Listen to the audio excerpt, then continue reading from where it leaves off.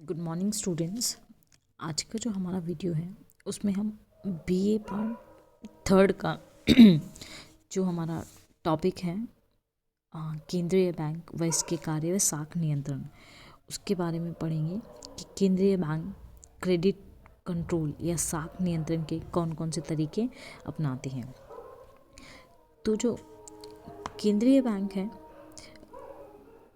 केंद्रीय बैंक अर्थव्यवस्था में मुद्रा की पूर्ति को नियंत्रित करने के लिए विभिन्न माप अपनाते हैं। अधिकतर ये माप वाणिज्य बैंकों की साख सर्जित करने की क्षमता से संबंधित हैं, जिस कारण केंद्रीय बैंक की मौद्रिक नीति को प्राय इसकी साख नियंत्रण नीति भी माना जाता है। केंद्रीय बैंक की मौद्रिक नीति या साख नियंत्रण नीति के मुख्य उपकरणों को दो भागों में बांटा जाता है। पहला गुणात्मक उपकरण या गुणात्मक नियंत्रण, दूसरा मात्रात्मक उपकरण या मात्रात्मक नियंत्रण।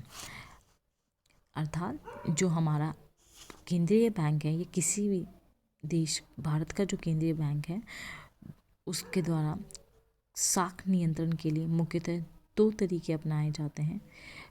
वह है, पहला है गुणात्मक नियंत्रण, दूसरा परिमाणात्मक नियंत्रण या मात्रात्मक नियंत्रण। मात्रात्मक उपकरण अर्थव्यवस्था में मुद्रा की संपूर्ण मात्रा से संबंधित है। साख की उपलब्धता में तब संकुचन होता है जब अर्थव्यवस्था में स्फीतिकारी दबाव होता है तथा इसका विस्तार होता है, तब यहाँ आर्थिक मंदी की स्थिति होती है। दूसरी ओर गुणात्मक उपकरण या जो गुणात्मक नियंत्रण है या चयनात्मक साख नियंत्रण भी जिसे कहा जाता है, वे उपकरण हैं जो नीति दरों जैसे repo rate, reverse repo rate, ratio जैसे CRR, SLR की अपेक्षा बैंकिंग संस्थाओं को परामर्श देने पर अधिक केंद्रित करते हैं।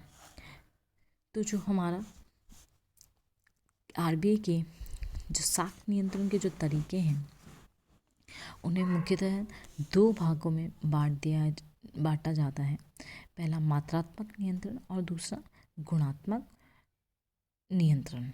जो मात्रात्मक और परिमाणात्मक नियंत्रण है वो एक ही है। तो सबसे पहले हम जो साख नियंत्रण के मात्रात्मक या परिमाणात्मक सबसे पहले हम मौद्रिक नीति के जो मात्रात्मक उपकरण है साख नियंत्रण के, उनके बारे में पढ़ेंगे। ठीक है। तो जो जिन्हें गुणात्मक नियंत्रण भी कहा जाता है, तो जो सबसे पहला है वह है बैंक दर, दूसरा है नगद रक्षित अनुपात यानी CRR, cash reserve ratio. Third जो उपकरण है वह है वैधानिक तरलता अनुपात यानी स्टेटोरी लिक्विडिटी रेशो SLR, और फोर्थ है ओपन मार्केट ऑपरेशन। तो हम एक एक करके जो साख नियंत्रण के हमारे मात्रात्मक उपकरण हैं या हम जिन्हें गुणात्मक नियंत्रण भी कहते हैं, उनके बारे में पढ़ेंगे। फर्स्ट है बैंक रेट। बैंक रेट उस दर को कहते हैं जिस पर केंद्रीय बैंक वाणिज्य बैंक को साख देता है या उधार देता है। बैंक दर में वृद्धि होने पर अक्सर बाजार में ब्याज की दर में वृद्धि होती है। तदनुसार बाजार में जो साख की लागत है वह भी परिवर्तित हो जाती है। मुद्रास्फीति के दौरान केंद्रीय बैंक द्वारा बैंक दर में वृद्धि करके पूंजी की लागत को बढ़ा दिया जाता है। यह साख के प्रवाह को कम कर देता है और इसी के विपरीत अपस्फीति के दौरान बैंक रेट्स में कमी करके पूंजी की लागत को घटा दिया जाता है और इससे अर्थव्यवस्था में जो साख का प्रवाह है वो बढ़ जाता है। बैंक दर में वृद्धि न केवल वाणिज्य बैंक को अत्यधिक ऋण लेने से रोकती है, बल्कि यह उन्हें RBI के पास तिजोरी नकद के रूप में लाभप्रद कोषों को बनाए रखने के लिए भी तैयार करती है। तो इस तरह से जो हमारा बैंक रेट है वह भी एक महत्वपूर्ण उपकरण है साख नियंत्रण का। स्फीति के दौरान बैंक रेट को बढ़ा दिया जाता है और मंदी की स्थिति में बैंक रेट्स को कम कर दिया जाता है। जो दूसरा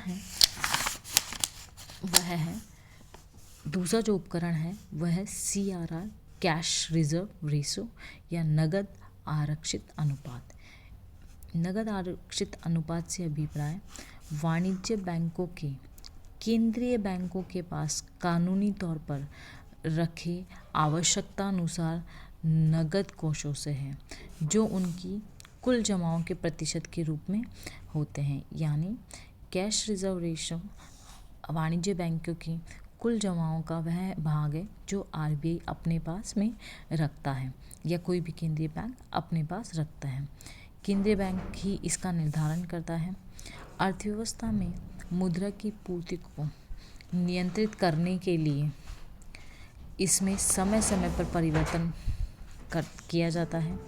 CRR उन अधिकतम ऋण व साख को विशेष रूप से बताते हैं जो वाणिज्य बैंक अपने नगद कोषों के आधार पर कानूनी तौर पर दे सकते हैं। जो हमारा जो साख गुणांक है या क्रेडिट मल्टीप्लायर है, वो जो हमारा CRR है कैश रिजर्व रेशो का रेसिप्रोकल होता है। इस उपकरण को प्रभावपूर्णता निर्भर करती है कि वाणिज्य बैंकों के पास कितना नकदी है। यदि वाणिज्य बैंकों की जो अतिरिक्त नकदी कोष है वह पर्याप्त मात्रा में है तो ऐसे में CRR साख नियंत्रण में कम प्रभावी रहता है। जो तीसरा उपकरण है वह है वैधानिक तरलता अनुपात, स्टेटरी लिक्विडिटी रेशो। स्टेटरी लिक्विडिटी रेशो से अभिप्राय वाणिज्य बैंकों की तरल संपत्ति से है जो उनकी कुल जमाओं की एक न्यूनतम प्रतिशत के रूप में अपने पास रखने की आवश्यकता होती है। यानी SLR वाणिज्य बैंकों की संपत्ति का वह या परिसंपत्ति का वह भाग है जो वाणिज्य बैंकों को किसी भी समय दैनिक आधार पर स्वयं के पास रखना होता है। तरल परिसंपत्तियों में उनकी नगद, स्वर्ण, भार मुक्त अनुमोदित प्रतिभूतियां आदि शामिल होते हैं। यदि CRR की भांति SLR में वृद्धि इस बात का संकेत है कि बैंकों को लाभप्रद कोष रखने की तथा मांग जमाओं के माध्यम से अपने दायित्वों के निर्माण को प्रतिबंधित करने की आवश्यकता है। जब SLR बढ़ा दी जाती है तो बैंकों की जो साख सृजन क्षमता है वह कम हो जाती है और इसी तरह से अगर SLR को कम कर दिया जाए तो जो बैंक हैं, वाणिज्य बैंक हैं, उनकी साख सृजन क्षमता क्या हो जाती है, बढ़ जाती है। अब हमारा इस तरह से हमने जो साख नियंत्रण के मात्रात्मक उपकरण हैं उनके बारे में पढ़ा।